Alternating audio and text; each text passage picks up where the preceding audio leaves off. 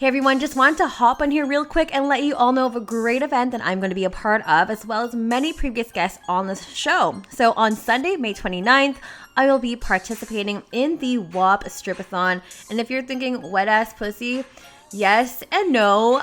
It's going to be a charity stripathon happening at the legendary Penthouse Strip Club, and will be benefiting the Wish Drop-In Center, which is a nonprofit organization based in Vancouver that benefits street-based sex trade workers. Tickets are $20 or $30 at the door, and all proceeds, including stage tips, cover charges, all that, everything is going to charity. We hope this event will sell out, so we hope to see you there. So for more information, follow us on Instagram at Stripathon 2022.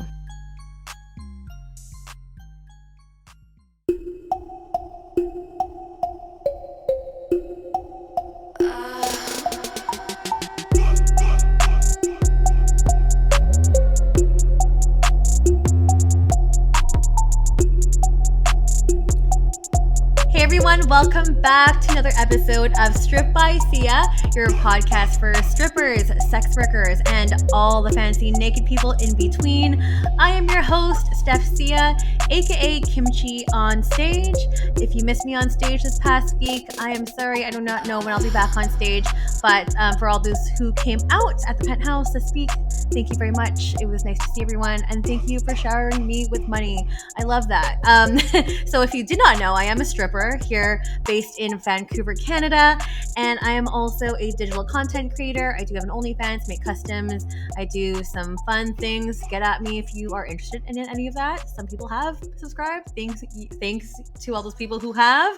And I was also a former sugar baby back in the day during my university days, and now I am a podcast host. I record this show every single Sunday, and I bring different guests on every single week to help destigmatize sex work through storytelling and through education. So that's just a little bit about me. I've been doing the show for the past 2.5 years or so, and it's been a journey. It's been awesome, and I couldn't have done this all without anyone's help. And also, I guess just recently this year, having a Patreon and actually having people subscribe to that. So I just want to give a quick shout out to those who are subscribed on my Patreon. Thank you so much for your support. And a specific shout out to people who have subscribed to the top tier of my Patreon. It is Jay Sunsern. We have Karen Zen. We also have Justin Erickson and Arup Sarkar. Thank you so much for contributing and for helping. I am slowly building a website at this very moment, and that's been fun, but also that's where your money is going right now. So thank you for funding my monthly hosting bill and email hosting and all that fun stuff that no one really wants to hear about. So enough of me rambling about the boring stuff. I am here to bring on today's guest, which I am super, super excited to bring on. And also, quick shout out to Dr. Tamara O'Doherty, who was a previous guest on the show, who I was recently guest lecturing at SWer, talking to her students about sex work. And also, I think our guest this week was also a guest lecturer as well. So enough of me talking. I would love to introduce to the audience Miss Velvet Steele on to the show today. Velvet, are you there? Hi, how are you? Thank you for having me on. You look lovely. I know we were just talking off the air, saying that you broke your ankle recently. I am so sorry. Oh, it's roller skating. I forget that I'm no spring chicken sometimes, but you know what? It's not going to stop me from getting out there and doing things and having a good time. There you go. I just didn't realize that roller skating could be so dangerous. But yeah, it can. I didn't either. 3 surgeries later, and I'm home from the hospital after having it reconstructed. Wow. Oh my gosh. What a nightmare. But today we're not talking about roller skating. We're not talking about breaking your ankles, but we are talking about a lot of things, mainly the use of language amongst and within the trans community, because Velvet is a number of things. I'm going to try to go down the list here, but a trans woman. We also have a political activist, sexual health advocate, a pillar of the Vancouver kink scene, an icon in the LGBTQIA community in Vancouver. Lots of community outreach work. She was a co-founder of the West Enders Against Violence Everywhere and Body Perv Social Club, also in Vancouver as well. And amongst other things, sex toy reviewer and guest lecturer and what else do you do? Am I missing anything? Well, yeah, God, that's such a mouthful there. No pun intended either, but you know what I'm saying. So, I mean, really, how I started off my world in terms of what I'm doing and how all that what you just mentioned came as a part of it was years ago. I mean, and I'm going to make this very clear that my entry into the world of sex work was not because I had a gun to my head. I was drug addicted or had a pimp or anything like that. It was because I genuinely wanted to get into it. And I was always interested in sexuality, human sex, everything else. And the fact that I was going through what I was going through in terms of trying to explore and discover myself in terms of where I was in the world and as the woman that I know I am to be, that things didn't quite work out with my genitalia and my mental state. So I wasn't what we would call in alignment with myself. So to do that, I really wanted to explore what the human psyche was all about and what made people tick when it came to sex and their sexuality and their sexual practices and preferences. And the best way for me to really do that, and I'd always, I'm an old punk rocker from way back, so I'm covered in tattoos and I love my leather and heels and whips and chains. Hence Yes. how I got into that world. Yes, into the kink scene, yes, which we'll get into as well. So that's where I got into that whole line of work, was doing that because it allowed me to explore human people, humanity in their best forms and what their kinks are, what their fetishes were, what their interests were. And to know that I wasn't abhorrent, because a lot of people want to put us into that sort of category as, we don't know what we're doing, we're this, we're that, we're poor, disenfranchised, we're not in our right mind to make these decisions. And, I counter that so often, and it drives me crazy when I hear that. And it was like, no, I wasn't doing what I was doing just because I felt bad or all these other things. I wanted to learn about you. I wanted to learn about me. And I wanted to be able to grow and to afford to be able to have a roof over my head, food on the table, clothes on my back, afford medical, dental, travel, do all the things that everybody else wants to do, and which is enjoy life, right? Yeah, absolutely. That's So what it boils down to. yeah, exactly. So I started that world when I was actually in Copenhagen a number of years ago. And then I took my business to Toronto, and this was long before the internet was happening, long before anything to do with, how shall I say, cell phones, for example. Okay, yes. It was all pagers and things like that, and I love it because we all had pagers and stuff. And and here whenever you would go out to a restaurant, to a lounge, or to a club, and suddenly a pager would go off, and everybody else around the room with their pagers would go off, and it was like, oh my God, the jig is up. You knew what everybody was doing, right? It was so hilarious. Anyway, so everybody fighting to get to the local payphone to use it because there were no cell phones, right? Back in the day, that was a different time. And we were using things like when we were doing online ads, not online, on phone ads, because like I said, the internet wasn't there. There was a thing called the man line. So we were able to advertise on that in the back portion of it. And they had this section that was all for, the escorts and the providers, sex providers and everything else. So we had them back there. So that's what we did. And the irony of that whole time frame is like people were leaving their phone numbers for us to call them back at. Wow. Yeah, there was no weirdness. There was nothing going on there. Then it started to get a little bit weirder when they started offering star 69 when you could block your number. I remember that. Yeah, star 72 and 73 when you could forward your number off to someplace else. Yes. Oh my God. Check all those. So those, I still really miss that kind of.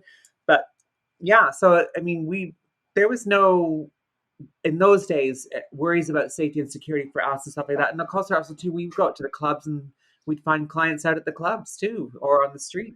So it was very interesting. So I did that for a number of years to sort of grow, explore myself, learn about myself, put money aside so that I could actually go forward with my, as I call them, corrective procedures. Which in those days was called SRS, sexual reassignment surgery, and they have new names that they're calling it today.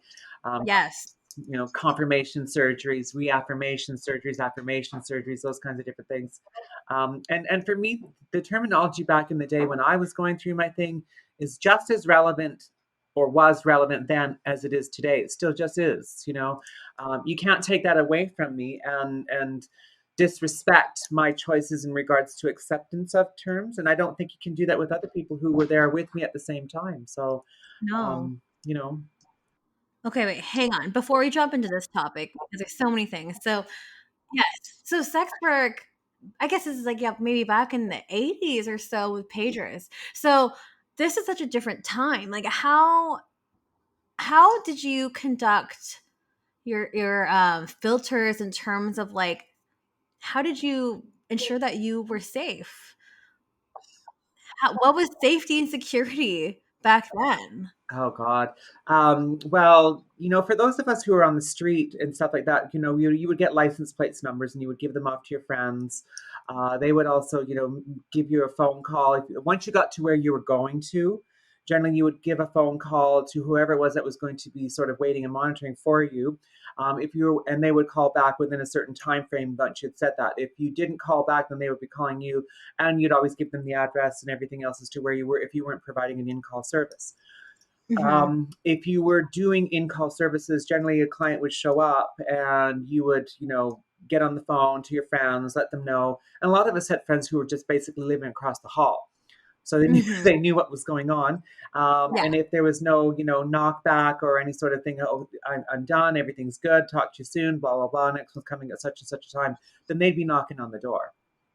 Um, Wow. yeah, Yes. and we made it very clear to the clients too at the time too that okay, I have to make the phone call. I have to just let people know that everything's okay, that you're here for such and such a time, and I'll also be letting them know if you're going to be going overtime or whatever we're going to be doing. So there was always that communication with the client, so they knew what we were doing. They knew that this is how we and descriptions were also given. Um, and I guess for me as well, because I never really was too worried about it, and a lot of my friends never were really worried about it, we'd always play the game of 20 questions on the phone. Hi, Okay. hi, how are you? Thanks for calling. How can I help you? What are your interests today? Oh, okay, that's great. Well, let me know. I'll tell you what I provide as a service for you. And you would go through that whole rundown. And if you didn't provide that particular service, that we would be very upfront and say that that's not what I do. I don't offer that. That's outside of my boundaries. One of the things that I would always say to people, and I was very blunt and upfront about this, is I don't deal with anything that deals with scat, blood, Mhm. piss, um, any references to children or animals, anything bestiality oriented. That's just not my thing. And if that's what you're looking for, you're going to have to move on from me. Right. And they respected that. So I think the open and the honesty was very different at that time. And I'm not to say that, Yeah. that client, because we all know that clients will still push the envelope, you know. Oh, yeah. Yeah, definitely. Even with I mean, that hasn't changed, I feel, with on the client side. They're always wanting to try to push it and push it and push boundaries constantly. And even like depending on the type of sex work you do, like I just got messages the other day on my OnlyFans, like, oh, do you offer this? Even though everything that I offer is listed on my OnlyFans, they're like, oh, do you do this? Do you do that? I'm like, no, please read. But it's just like, oh, what if I pay you more? And that whole thing. So it's just really frustrating and really disappointing to hear that like nothing has really changed in that kind of. No, I really feel the same way too. But and then I always think too is like once the business is legitimized, or becomes that much more legitimate, will that change? I don't know. You know, Yeah. will it or won't it? And I always say to people too is know your parameters and really Hmm. identify with them and be strong about them because like I said they're always going to push the envelope for a give you more money or talk you into something that you're just not comfortable doing or a service or a provision that you just don't do. That Hmm. I also think if it's well without the bound outside the boundaries of safe, sane, and consensual, number one, I always keep those as my ethics, but also to the Right. health aspect, right? The physical health aspects, and also to the other thing too is narcotics and drugs. Right. I still have this issue where I don't understand why clients think that sex or anything to do with sex or sexual provision, sex work, anything to do with it has to have the association with drugs and narcotics. Yeah, I feel like that was a really old school way of thinking and looking at sex work because I just feel like that was an affiliation that always came with it, especially in the 80s and the early 90s. And then, I mean, talking about my own personal experience, like I'm mostly sober when I dance. I don't really do any recreational drugs except for marijuana.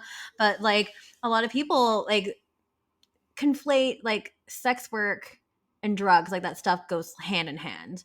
And like, have you seen a shift in that, or is that something that was like primarily big in the 80s when I agree with you 100%. I think it was a lot more prevalent back in the 80s, to be honest. Mhm. And Yeah, also, too, I think, a lot of the origins were coming in, I think, from the 70s, when the 70s were the disco era, doing all that sort of idea.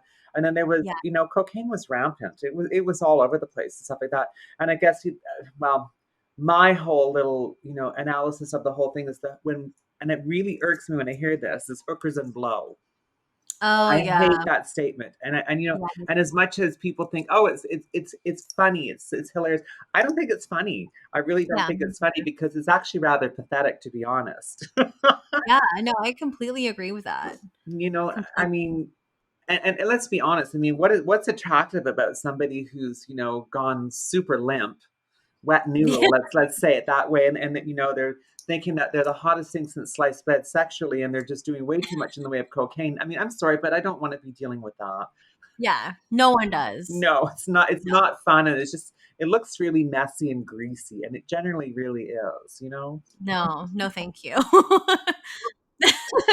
Well, I guess speaking of dicks, Beavers, I just interrupted your conversation earlier when we were just getting into the conversation about SRS or sexual reassignment surgery. Did you want to go into a little bit about that and give the audience a little background on what those procedures might entail? Just because the audience is pretty diverse here. We have a lot of vanilla folk. We have a bunch of sex workers that listen in here, some allies, people that are just like not even in this world at all. So we might need a little bit of a primer there. Absolutely. Well, I mean, I'm gonna go back to, okay, so like we were put, I mean, a lot of people in my community, and I use the word community loosely, are put under the microscope, especially if you're going from point A to point B. And I like to say point Z, right? A to Z. So, and then so there's all those points in between, or letters that you have to sort of go through to jump through the hoops. There's a lot of gatekeeping that goes on too. And especially with different types of medical establishments, or counseling, for example, not only just counseling but financial and things like that, because it's a big trip. And of course, hence there's a lot of individuals who are in the field of sex work to Hmm. supply themselves with the money to and the resources to move forward with their lives. So Hmm. when I was going through what I was going through, and I really believe these are terminologies that need to be brought back into the forefront again, that were sort of pushed off to the side, was things where, when we were advertising, I was advertising as a preoperative Hmm. transsexual woman, obviously meaning pre-surgery, as I say, corrective procedure. Um, and then, so you're doing those kinds of different things like that. And of course, there again, it brings into the whole issue of knowing your boundaries and setting your parameters and sticking to them. Because realistically speaking, I was not engaging with my clients with the genitalia I had. Just wasn't going to happen. Because, Okay. for the most part, 99.9% of the time, it really played havoc with me. It played havoc with my mental state. Not being in alignment with myself, mentally and physically. Hmm. It would always set me back 10 steps if I was doing that. And there again, it was like clients were like, oh, this and this and this. If I give you more money, can we do that? And I'm like, no, you're going to have to find somebody else. So Yeah. I did end up having, I worked hard to get my clients, and I ended up having a pretty full roster. Um, yeah, so I was really happy about that. And of course, so I decided, okay, but I also had a lot of clients from BC. So I thought, oh, well, I'm going to move to BC so I can be closer to my clients, only to learn that the boys don't play in their own backyard. They were Okay. flying to Toronto to see me there, that because they, figured I'm not in Vancouver. Nobody's going to know what I'm getting up to. It was kind of weird. The psychology around it is, that's their own little subtle nuances and things like that. So anyway, and then also too, when you talk about the medical field in terms of terminology, clinicians also use the term preoperative and postoperative. Postoperative meaning after the surgery. Now Right. there's also non-operative is being thrown around out there as well, and that for Mm. the most part for me, I don't understand or get the use of the word non-operative. I just don't. Yeah. Right. So you're a transsexual woman, but you're walking around with male genitalia or penis and testicles and scrotum and all this other different things. So um, you're going to be doing that. And then, of course, that sort of segues into the whole idea of categories for, Right. people who are offering services of a sex worker. Mhm. Mhm. Because I wasn't Yeah. offering the services of a sex worker with a functional penis, to be a part of it. I mean, and I'm gonna be very blunt in here, and I know that we can be on your show here, Yeah, but absolutely. that's that's what it was. It was like, for me, that just wasn't part of the equation of what I was offering. Right. Mhm. So that wasn't going to happen. There wasn't going to be any way about it. So I was just working towards my goal of going to get a vagina, to do the things that I needed to do, and to do that. Mhm. So along the lines as well, when I was doing all these different things, the word shemale was used quite a bit as well back in those days when I was, Right. early up and coming. And those were the things so they even had categories for shemale in the Mhm. newspapers. And I remember going to post my ads in some of these newspapers in around Toronto. God, spending like sometimes an hour and a half on the damn bus to get out to these places to post my ad, and then being told, "Oh, this is a family newspaper. We can't put that in here." And I'm like, "Well, I'm Oh my looking gosh. at 25 ads already that are saying this, this, this, this, and this. How do I not fit in here?" So the Yeah. discrimination was already rampant even within that sort of situation. So the Now magazine was really, and Tab International were two of my best sources of advertising. And believe it or not, the buy and sell. That was hilarious. Wow. Buy and sell had a section in there too. But So within much. those, so there was the categories were there for shemale. And then they started Right. to break it down into post-operative, pre-operative, things like that. And for me, realistically speaking, those were situations that I fought a lot for as well within those areas because of safety concerns and issues. Okay. Yeah, go into that. So, like, if people couldn't really advertise themselves in terms of who they were or what their physicality was all about, you know, um, and then the clients couldn't see it up front and center, that also took a lot of the whole negotiation process out of the phone conversations, or navigating that kind of process to get your client to come see you, because and we know that clients don't always read what we put out there. We know that for a No. fact. They There's don't know more how to on read. envelope pushing. Here you go again, right? And it's like, did you read my ad? No, I don't do that. So that was one of the things that I was always saying as well, because there was a point there where there were a few individuals that disappeared in Toronto who were brutally murdered. Oh Um, my gosh. yeah, so and that was because of the whole non-disclosure kind of situation too. So for me, I've always felt that I need to Oh, be upfront and center about my right. personal history as to what I'm going on, because I've actually had clients come to my door who, for all intents and purposes, I thought knew exactly what was going on, knew the conversation we had, and figured it out from the conversation, until the point where I had to actually lay it out, spell it out. Oh I'm my gosh. pre-operative or I'm post-operative, because I worked through all that transitional period and still do. Yeah. So I still have a bit of a, how should I say, I have a small roster of my primaries currently right now, and then there's a few others Mhm. that still come and go, and they sort of float around the city. But Right.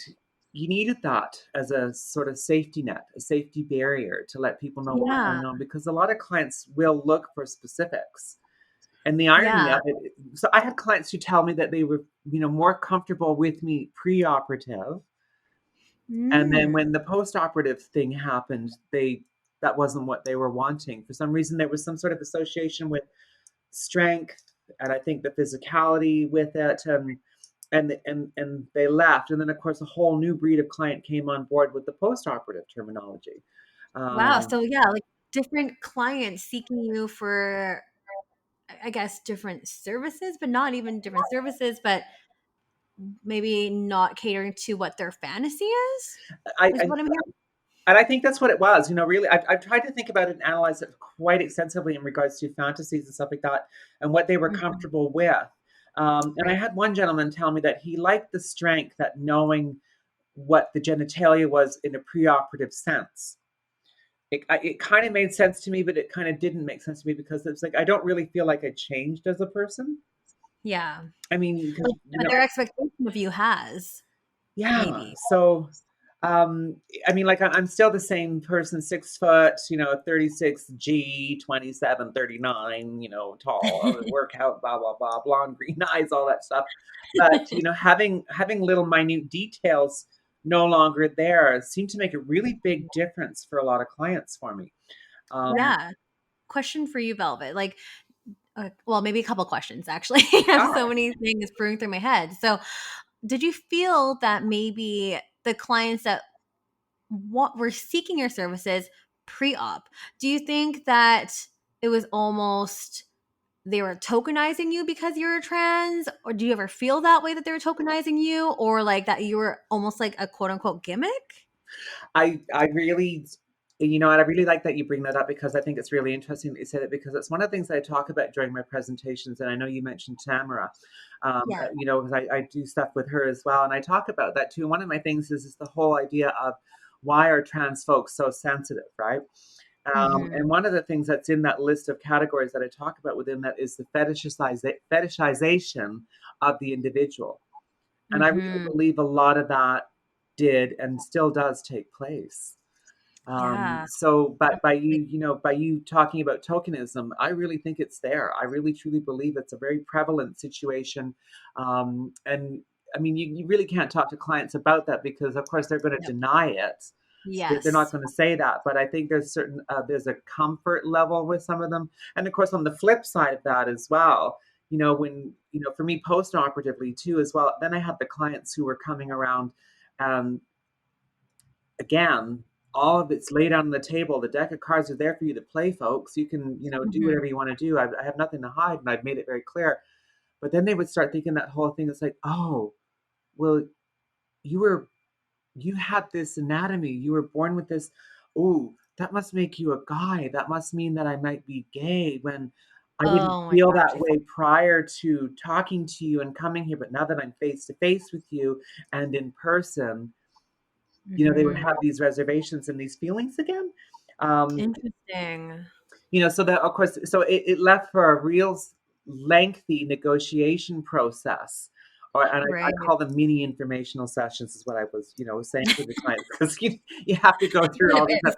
Okay, I'm 6 foot, I'm 185 pounds, 36G, 27, 37, green eyes, blonde hair, blah blah blah, as we do, because Yeah. and I've always said this too. So I've commodified myself, and I have no issue using that terminology. Whereas, the aunties out there who would have you believe that otherwise, that it's terrible. Oh, well, you're a commodity. Well, yeah, I am a commodity. I know I'm unique. Yep. Like you are unique, and clients go for that. I mean, it's Yeah. like asking a person, well, why did you buy a Mercedes versus a Toyota? Yeah. Similar reasons. And it's not, and I don't really, it's not because of the value of the car, it's because of their personal tastes. Yes. So why 100%. not cash in on that and commodify yourself so you can actually present yourself in that manner out there to your clients. So for me, Mhm. by saying to clients, this is what my deal is, I've gone through my surgeries, and it didn't take until I got to Vancouver that I actually finally went to England to get what I needed to do done. So of course, and again, working through all of that transition, I lost clients when I went through it and came back, Yeah. and of course gained new clients as well. Mhm. But it was just this one of those things where I really just sometimes don't know what's going through the minds of individuals when it comes to clients.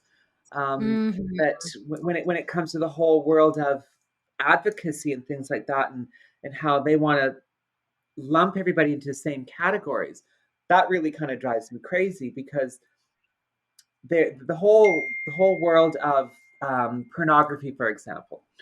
I Mhm. remember when they were using the word sex change, and they were using things like shemale, Oh, and they were doing all those other different things like that. Those were terminologies that were pretty much laid it out on a silver platter, and it was very right. easy to understand. Instead, because of all the new advocates and activists out there, would rather have them use words like trans woman, trans man.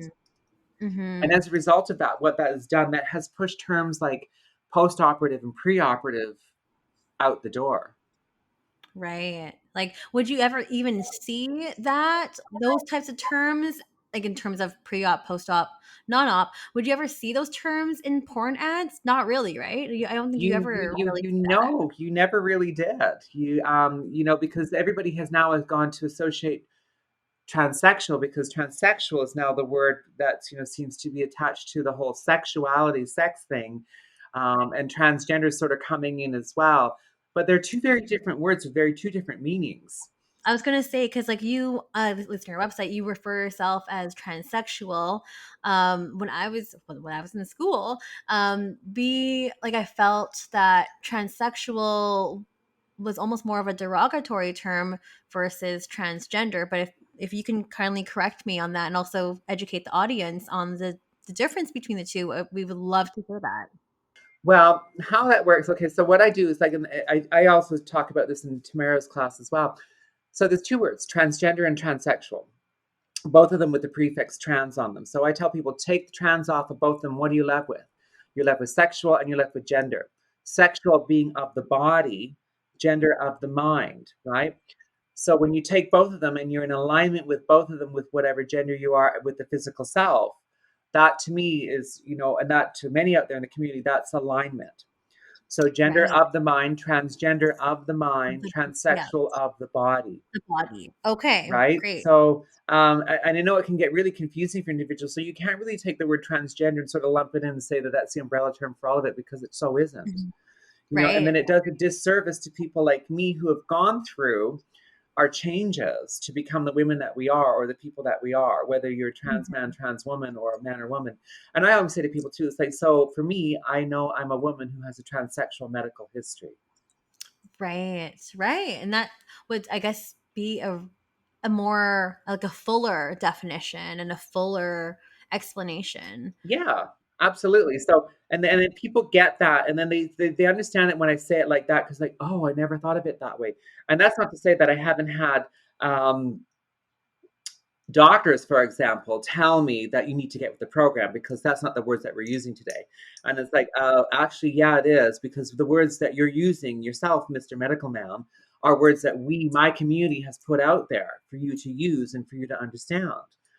You know what I mean? So it's like, it always has made me, it makes me laugh that way. And of course, if a doctor's actually talking to me like that, that's not a doctor that I'm going to be seeing anymore in future. No, I was gonna ask, like, with your experience with like medical doctors and have had these procedures done, how like are you seeing any shift with their understanding and how they are viewing the trans community at all? Just because I feel like terminology itself has gone through a bit of an evolution in and of itself too, and it's It continuing to it change. is, and it still is going through that evolution. And I think what it's doing, it ebbs and flows, and that's how I see it. So, what was popular back in, say, the 70s as terminology, and took a back seat, is now taking a front seat again, right?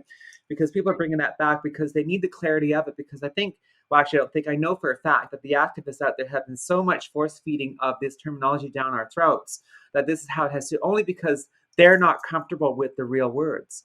They're not comfortable with Mm, the real meanings of what it is. And especially for people like me, when they've actually gone ahead and they bastardized the words and then they forced it for us to use for advertising, which mhm, has been so incorrect. So clients have misread a lot of that. And the mhm, doctors, for the most part, when they were, dealing with transsexual women, for example, they were dealing with patients, because there was a lot of this, you have to live in your gender that you are for 2 years before you can proceed with any sort of surgical procedure. You have to do all these other different things. You have to go through counseling before you can actually get documentation changes. You have to, mhm. advertise your name changes and document gender changes in public newspaper, government newspaper, community newspapers. At least you did at the time that I did, which is an irony there in itself, because that really was outing the person, right? So here you were Yeah, trying I was to just live gonna a say. very private, secretive life, and suddenly it's all on display for the whole world to read. So much for safety and security of the individual on that aspect, right? Right, right. So with the doctors having dealt with patients that were going from point A to point B, they're now seeing people who are not going through that. And let's be honest. So it brings with it a certain set or different health requirements and needs and aspects and situations Okay. that could arise from hormone usages, with physicalities, with your organs, your body, what's going on there, and for the most part, depending on the types of hormones you're doing or the level or the amount of hormones you're doing, a lot of those changes are irreversible.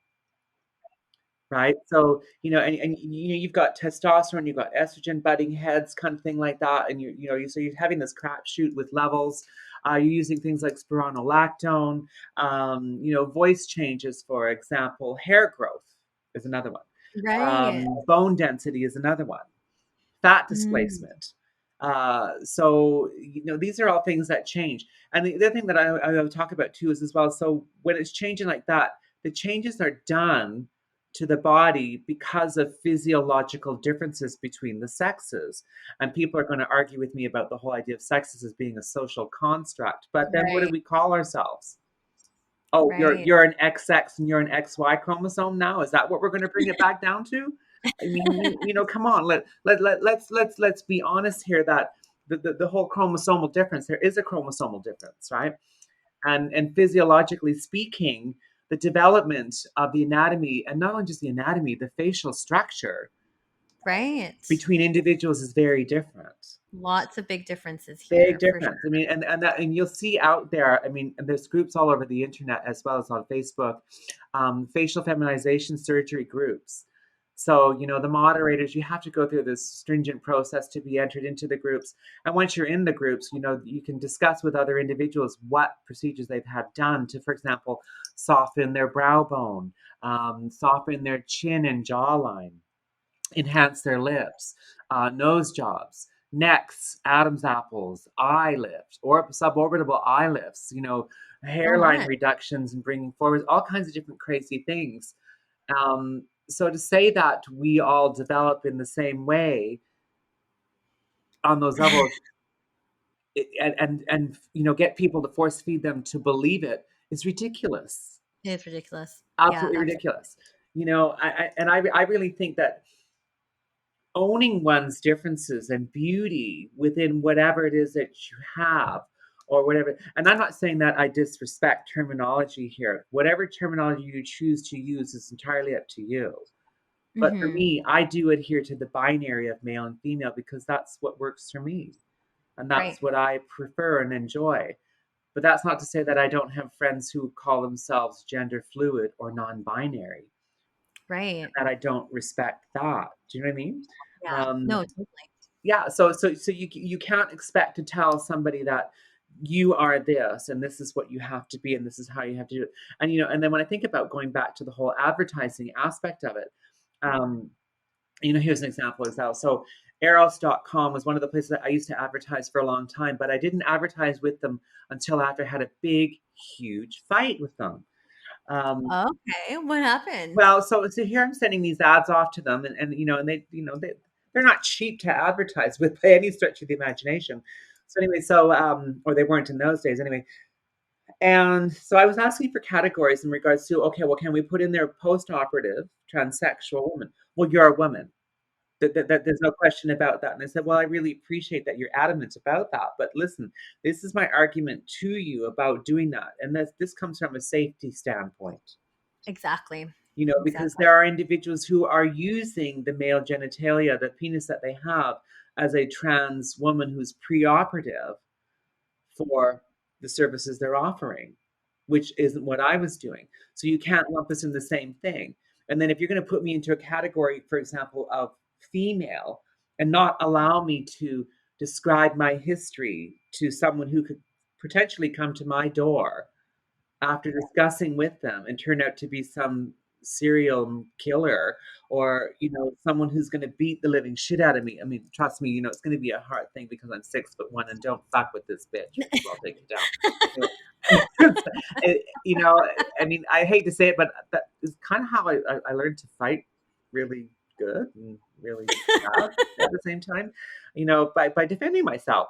um but it's like, so, and it took them a while to understand that, to actually allow that and to actually change their definitions and their classifications to allow individuals to actually put in preoperative and postoperative.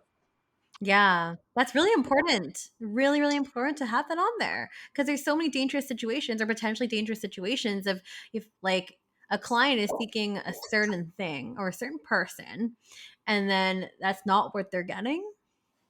Well, exactly, exactly that, and I can also bring up the issue of, for example, the West Ender here in Vancouver.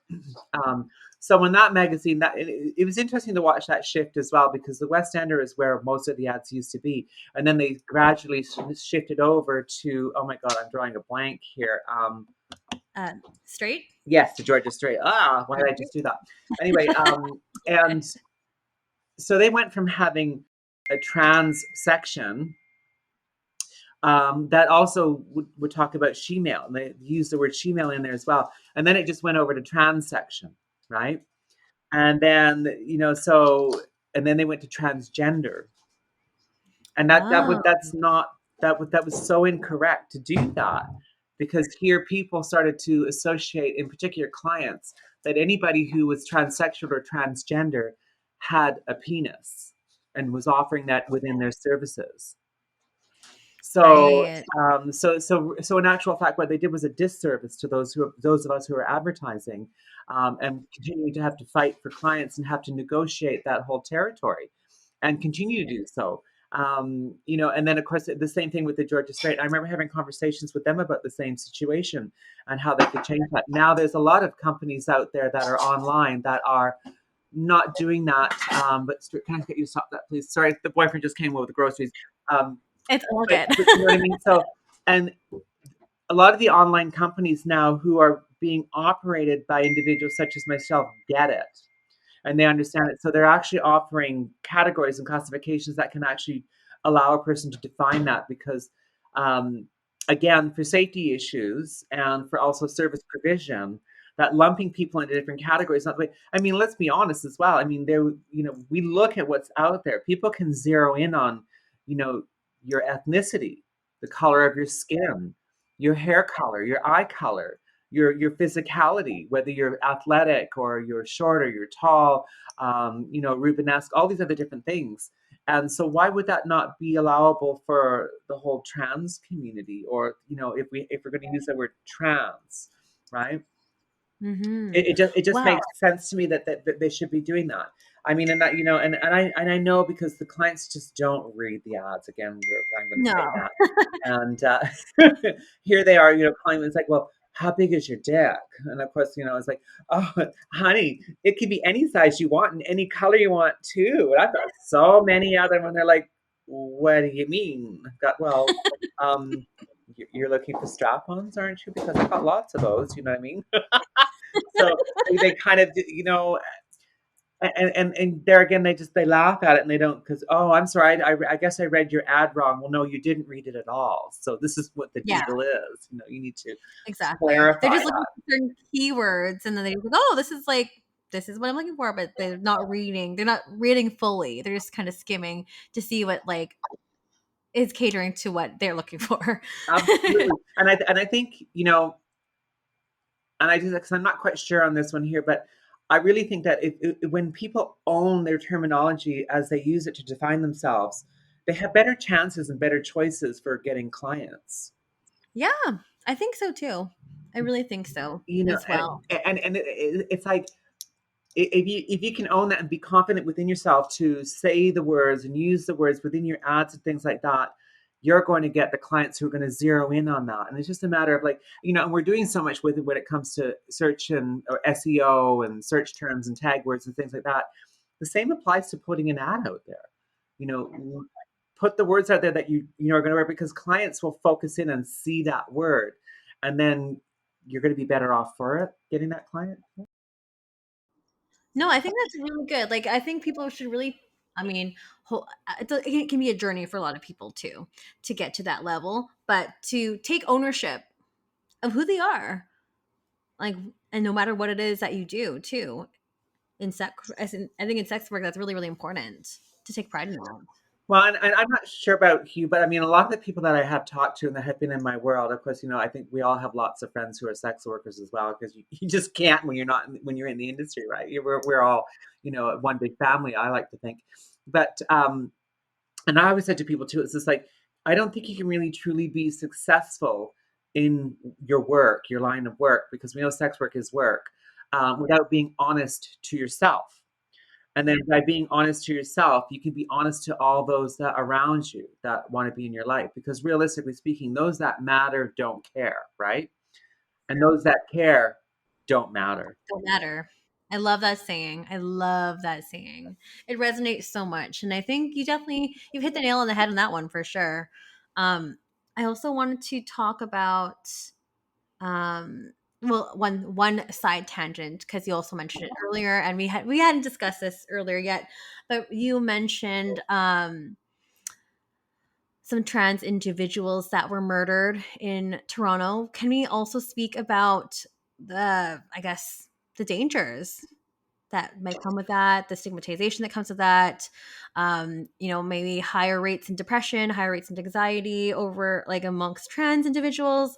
This is a huge topic, but I feel like if we mentioned it earlier, I would love for you to speak a little bit to that if you have. Absolutely. Well, I can honestly say that, the individuals that I know that are no longer part of this plane of existence, are gone because they weren't forthcoming in their history, their physicalities, with their clients and things like that. And then when you're dealing with, and we know this for a fact, the hypermasculinity that comes from our clients within this world, um, it's a trigger. It's a ticking time bomb for some individuals, and this is why they no longer exist anymore, because they were murdered for basically lying, not being forthcoming. Because these guys murdered them because it's like, oh my God, you used to be a man, you lied to me, blah blah blah blah, and then it comes out later on in court proceedings and everything else, and they try to use this trans panic defense bullshit, which thank God is not, or Goddess, whoever's listening out there, is not happening anymore, right? At least not in this country anyway. And so, when we talk about the whole idea of the sensitivities and things, and I always use this terminology to the epiphany point. And people always sit there and say, "Oh, why are trans folks so sensitive?" Well, number one, you have to go through your name change, you have to go through gender change, societal acceptance, familial acceptance, friend acceptance, occupation, your living, for example, lack of or lack to. Medical and dental, anything to do with that, lack of education or lack of access to education, the fetishization of the individual as well. That to me is the biggest one as well, because people will look at people who are in the trans world and they will fetishize you. They really truly do. They see you as a sex object. Like, I mean, there are individuals who just, they can't get the whole sex aspect out of their head, so much so that they won't even walk with you side by side on the street. Yeah, I've had clients who, when they've seen me on the street, they will literally walk to the other sidewalk on the opposite side of the street just to avoid me, because there's that whole thing. It's like, sweetheart, I'm not going to walk by you on the street and go, hey, how was it? Remember that last time when I stuck that huge dildo up your ass? It was so great. Oh my God, I love that. You know, like, come on. Or when you Yeah. tripped over in those 9-inch heels carrying that tray for me. Oh, it was so hilarious. But right. Yeah, no, and this is just, that's not what's going to happen. But there's that whole sexualizing of individuals who are in that. And that happens a lot, a lot, a lot. And then going back to the epiphany point. So when people ask those questions, why are they so sensitive? Or they'll be talking to somebody and it's just like, oh, why are you so sensitive? And blah, blah, blah, blah, blah. Oh, right, right. It's because you're trans. You know what I mean? And it's like, and that really irks me because it's so expansive, because that whole ideology, that whole action applies to everyone on the planet, from whatever ethnicity, cultural background, religious belief, denomination you are, whatever color your skin is, everything else. People still do that to people without actually looking as the person at the person as a person first. Because Yeah. I really believe everybody on this planet, especially in this country, we should all be afforded the same human rights. Yes. And it boils down to just the humanization of people. I just feel like, even just broadening this back to sex workers are also, fetishized, we're also tokenized, we're highly stigmatized as well. And like, for example, in my own personal life, I do like a lot of things. I do this podcast. I'm a stripper and sex worker in so many different capacities, and I do like a lot of different projects. But then the only thing that people hear is like, oh, sex worker. It's like the only thing that they hear and see. I mean, and as I look at you now, I mean, I can tell that you not only you work out, you take care of your appearance, you've educated yourself with regards to all of this technology that we're sitting talking to each other on. You know what I mean? And your advertising, getting out there, your social and personal skills. Like people just take it for granted that they only hear one thing and think of this, and suddenly it's a nitty gritty. And I love this as well when I talk to people. Like generally, I get a little bit more filthy mouth when I'm talking to my friends about what we do.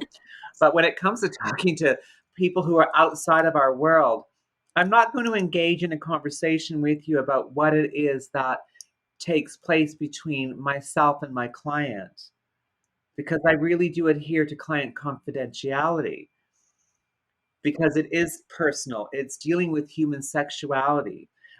It's dealing with human psych and psychology, all those different things. So why would I not afford them the ability to have that protection and privacy?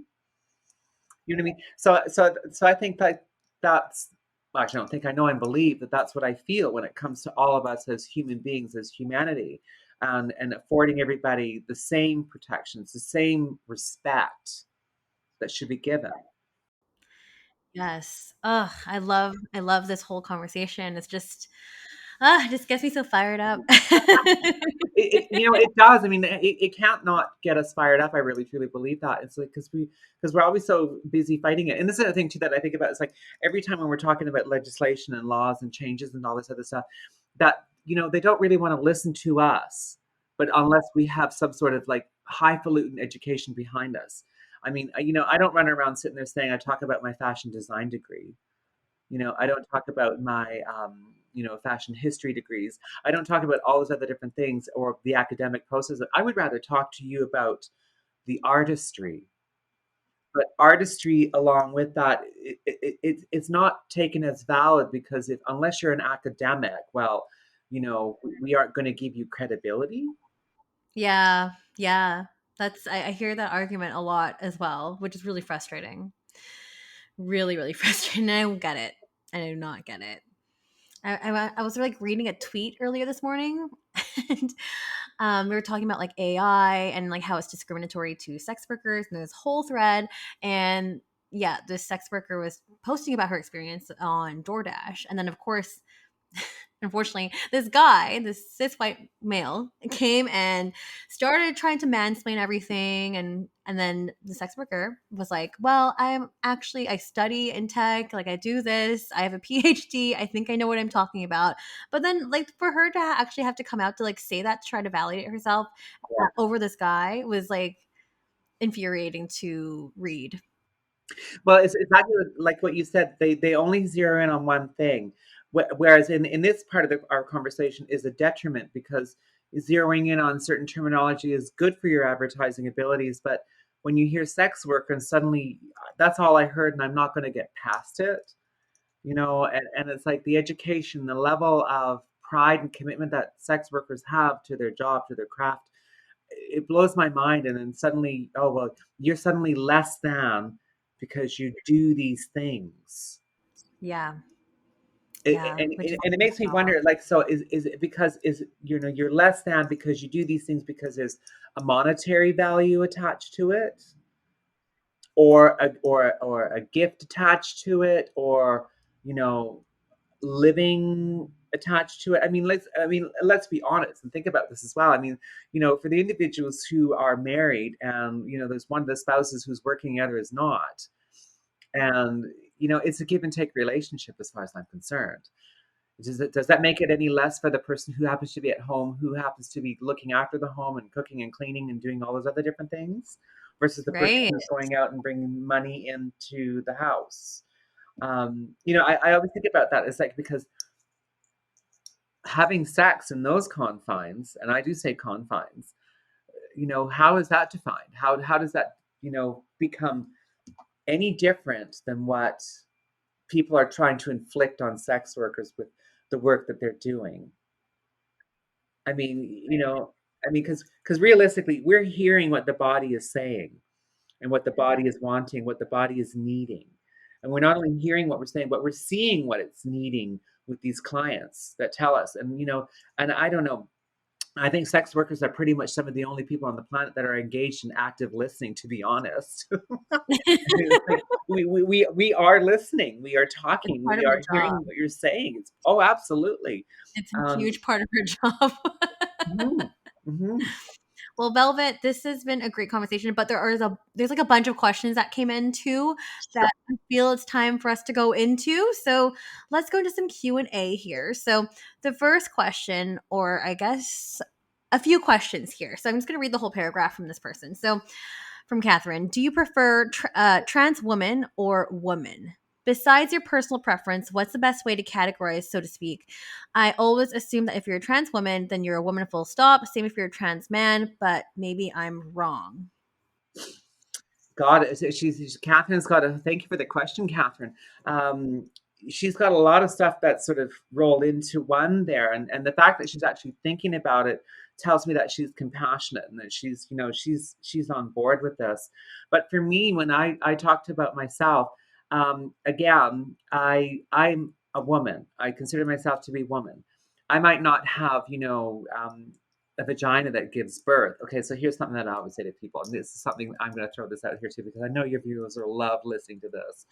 Okay. So whenever I go and do things stuff like that, and there's always one who's in the audience who's going to ask the most crass of stupid questions, who come from this ignorant thing, and I always have two classifications of ignorance: there's redneck ignorance, and there's ignorance that we all suffer from because until we are educated, we all suffer from it. Yes. But I'm not going to answer a question that comes from redneck ignorance, the kind of ignorance that makes the prickles on your back go up over your head and your hair stand on end like a dog.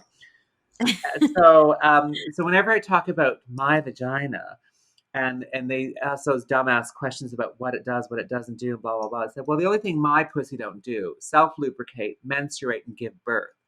But that bitch loves to get fucked like every other pussy on the planet. So we'll leave it at that. And lube is my friend, I love this. Oh my God. So that always shuts down the question too, and it's just like, okay, I'm going to say it because I can own it, and I'm making fun of myself, and that's it. I know we've I had a love lot of comedians who are poking fun at people in some ways that people would call offensive lately. So I'm kind of like, if I can't make fun about myself, then who else is going to really? But so as the woman that I am, I always throw in there as well in a re-education sort of format is I have a transsexual medical history. So I've gone through that. And I will use the word transsexual freely because I have no issues with it. Amanda Lepore had said one time, and I really love this, and I'm not quoting her verbatim, but she's like, I love the word transsexual. It's like a dirty 50s magazine. Ooh. And I'm like, I can go with that. Yeah, yeah. so So, rich. I love and it. to finalize with Catherine's statement there, it's just like for whoever it is, it could be trans man or trans woman, and I really always give people the courage to ask individuals, say, well, what is that you prefer? Don't Yeah. hesitate to ask. Yeah. Really, because we're always so busy asking what a person's pronouns are and what they're comfortable with. We should also be able to ask, is it trans man or trans woman? Are you hmm transgender? Are you transsexual? Are you this? Just because I'd like to know and to be respectful towards you. That's always the best. Ask questions in a respectful way. Exactly. It's about the respectability of the question, really. Yes, 100%. We have the next question. I guess next couple questions that came from Adam. So I was always curious to know if these trans porn stars slash sex workers went under medication or surgery to become trans. Is this question appropriate or derogatory? It's not derogatory or inappropriate at all because it is, it's something that a lot of people do ask and things like that. But I mean, it's like you don't necessarily have to go under surgery or go through surgery to become trans, to be trans. Because really, to be trans, you are or you aren't. So for me, if we're going to use myself as an example here, I don't have any fingernails now, so I was feeling kind of naked. I'm like, I got to go get them done. Anyway, so for me, just to be more complete of the woman that I am, I did go for my surgeries, right? Because, being under the microscope with clinical psychologists and psychiatrists who treat you like you're a lab rat, and, that's how you got treated and how we still get treated. Um, Before you can actually be let through the gate to go and get what you need to do. Now, a lot of countries are letting people make decisions on their own when it comes to their ID and birth certificates and things like that. And the jury's still out for me a little bit on that, because I do think there needs to be some sort of proper assessment stuff, because it's not something that I think you can go back and forth from, because as I said before, there are certain changes that are irreversible. They just are. So you have to be really well aware of what it is you're doing and feel comfortable moving into that direction. Because if you make a mistake, you're screwed for life. You really are. Yeah, And literally. I've met some, and I know when I was in England in the hospital there, and example here, I could talk about this. So the nurses had come in there, all these lovely English women. I love them, and said, "Oh, darling, we've got a bit of a problem. There's this couple across the hall. Would you mind having a little bit of a chat with them? Because we just don't know what to say to them, because they're just really having a hard time with this." And I'm just like, oh, okay. And of course, I had major nerve damage to my left leg. So I hobble across the hall with my cane, and, I'm thinking this is going to be great. And, got myself all prettied up and just, how are you doing? Anything. Well, literally, I got in the room and I was looking at two little old men in the bed complaining about, oh my God, they made the biggest mistake of their life. And there was no going back, and what they were going to do, and blah, blah, blah, and everything else. And I was kind of like, wow, this is great. Well, I wish you all the best for your future endeavors, because there's really nothing I can say here. And I just hobbled back across the hall to my own room, and I'm like, whoa. And of course, the nurses come running in afterwards to talk to me and said, how'd that go? How'd that go, love? And I said, well, this is what I said. Yeah, it's kind of what we thought too. We weren't quite sure what to say. It's just like what we thought, you were so grounded and so fabulous, and we just love you. And we thought maybe you could talk to them. I said, yeah, they need more help than what any of us can give them. And they're like, oh, thank you. It's not just us then. And I said, no, enjoy. It's like, oh, that kind of thing. And, there again, it's like big changes, irreversible changes. So, Huge, life changing. yeah, so surgery is not necessarily isn't required to be trans. You either are or you aren't. And I really think that for me, trans does come with appearance changes. It comes with dressing changes. It comes with attitude changes.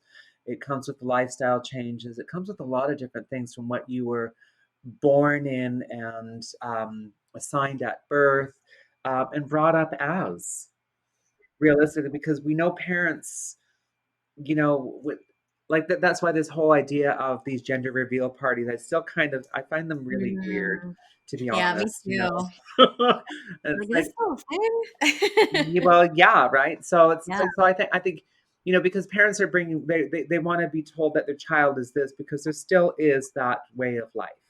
There is still right. that whole belief and everything else.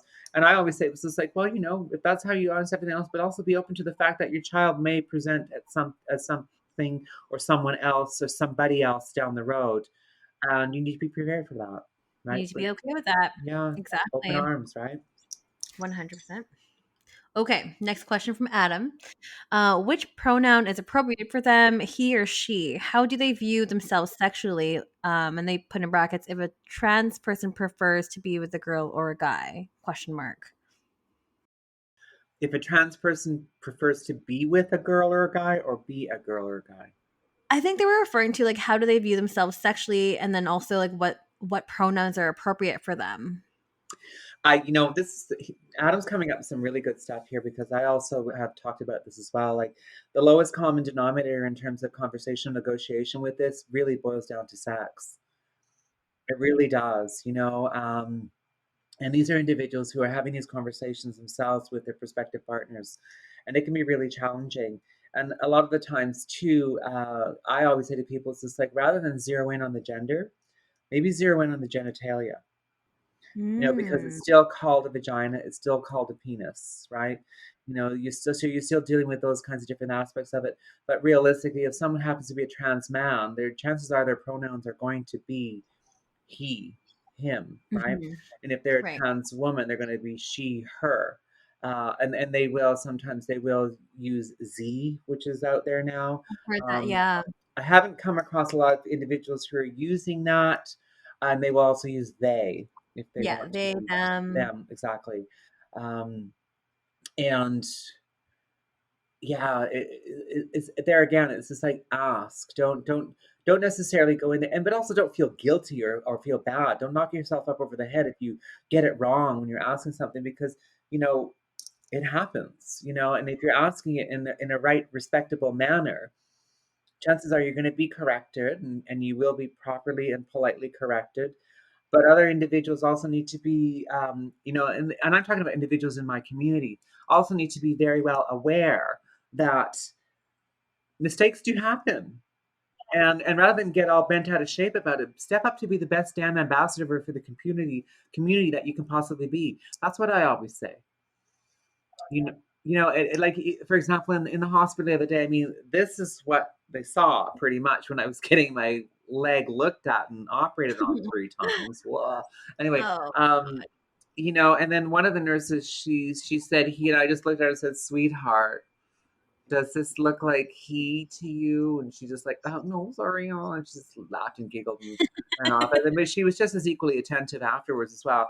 But it was just like, rather than get all bent out of shape and freak out and everything else. And my partner was sitting there at the same time. And says, "Wow, you were really good with that." And I said, "Well, there was a time when I would have, thrown eggs their way and freaked out. But what does it serve? What yeah. purpose does that serve, right? We all have it, and we all go through it in different degrees, different situations. Like I said, I would rather step up and be the best representative that I can possibly be to keep on educating people if I can, if that ever I happens. love that. That's such a great way to look at things, and even in general too. Like not reacting or not responding in a reactive way, and also asking, not assuming. Those are all just really great stepping stones. So, and a girlfriend of mine, she also does lectures as well, and she's also transsexual. And we were having a conversation with regards to how to deal with people's reactions. Mm. And she said to me, their triggers and stuff. She said, first of all, I let people know in the audience that I'm not responsible for your triggers. Mm. You need to Yeah. accept and you need to own your own triggers because I might be saying things that might trigger you and I don't know what they are. But that doesn't mean that I'm going to stop presenting what I'm presenting to you because there's a reason why I'm here and having been invited here. And I said, wow, that's really Yeah. good. She goes, yeah, Powerful. at a certain point, we need to stop taking responsibility for other people's triggers. And people need to Hmm. take responsibility for their own triggers because there's reasons why we go for counseling. There's reasons why we go and talk Yes. to people, right? Yeah. And therapy is great for y'all. FYI. Totally. Okay, this next question, last two questions coming from Twitter from Vancouver IT guy. So, and I don't actually know your first name, I'm sorry, but this is your handle. So, what makes a good ally, and how should an ally show up online? Oh God, what makes a good ally? Well, somebody who can engage in active listening, number one, first and foremost. Um, and also too, like an ally who asks the right questions and asks them appropriately. That's really truly what I believe.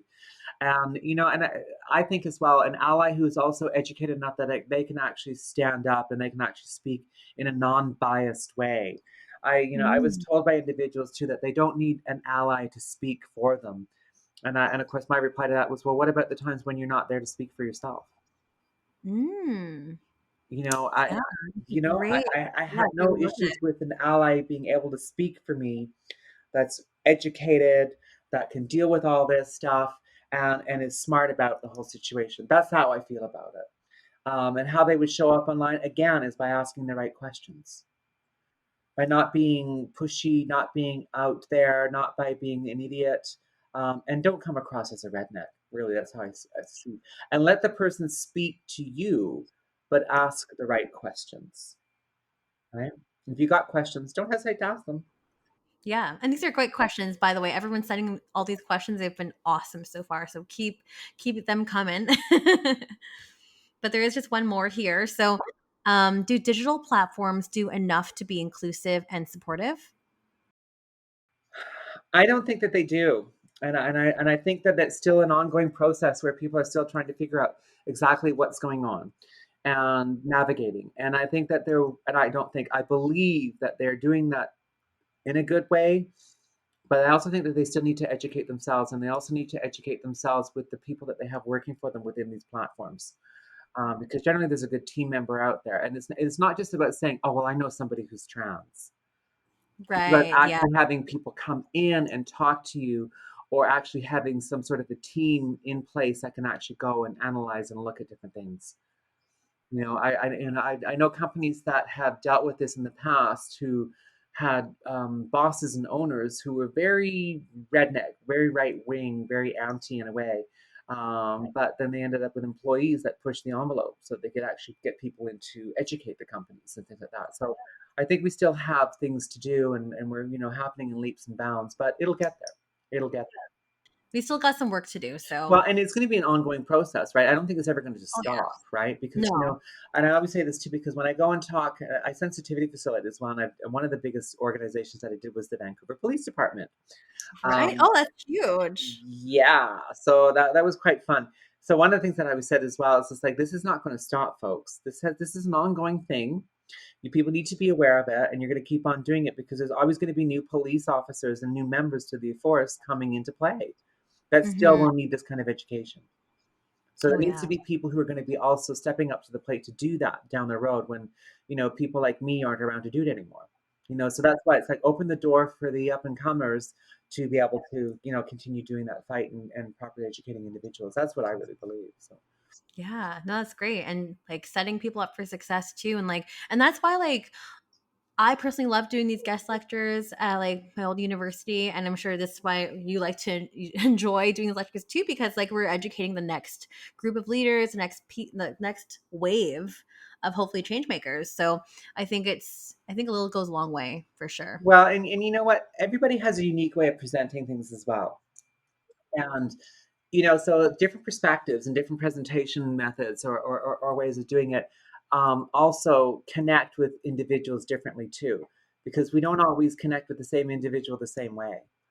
Where I may have gotten resistance from somebody else, you may have gotten in, right? You know what I mean? So it's a way of opening doors to get people to be more accepting of different types, of different ways of doing things. And I think that's a really positive thing so that we can all get the same message across. But if it's delivered differently, that's not a bad thing.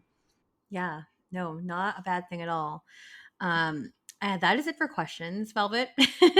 This has been so great. I could continue talking with you for hours. I feel like there's so many other topics that we Oh, I can't love cover this. today, but If there's something else that you think that you might want me on for, go over. I'm sure I'm probably there with it as well. So it's all be good. but before we let you go, where can we find you? You can find me at velvetsteel.com. I have my own website that I heard that you were saying that you were having yours built, and I'm in the process of looking at having mine revamped as well. Oh, okay. Yeah, so you can also find me on Twitter at Velvet Steel. You can find me on Facebook at Velvet Steel. Instagram is Velvet Steel. Pinterest is Velvet Steel too. So it's all out there. But my website has a lot of fun different things on there too. I changed my website from being the proverbial sex site into more of an inspirational, sort of uplifting kind of sensitivity kind of thing as well. So, and I've got a form on there too. So if you got any questions and you want to ask me something, send it to me there, or find me on Twitter or Instagram. I'm there, and be more than happy to chat with you for sure.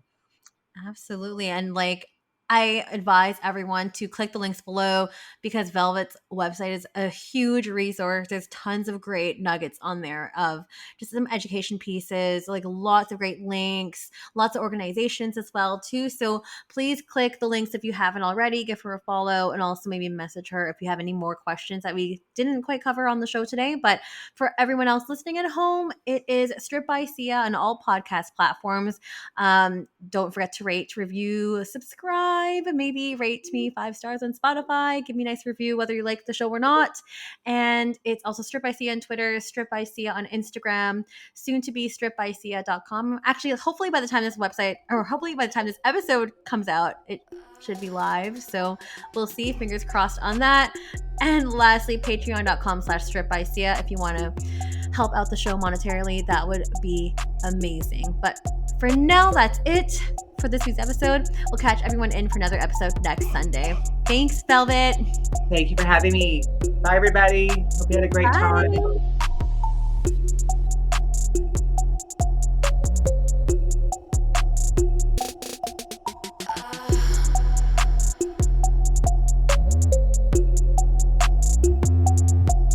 You're listening to Stripped by Sia, hosted, produced, and edited by Steph Sia. Music by Ted D. Graphic design by Maria Bellandarama, and photography by Ian Davern.